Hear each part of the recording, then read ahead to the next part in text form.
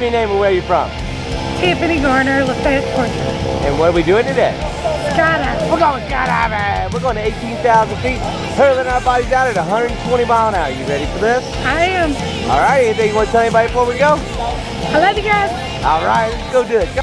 All right, here we are. We're about to take off. Are you ready? Yes. All right, here we go.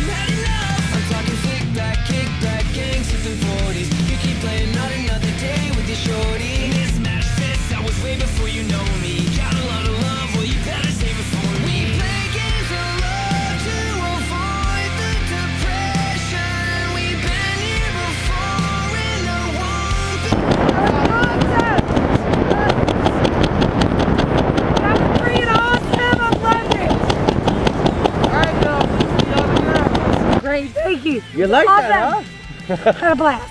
Hey, thanks for coming to Chattanooga Skydiving Company. I'm Wizard. See you again next time. Peace out.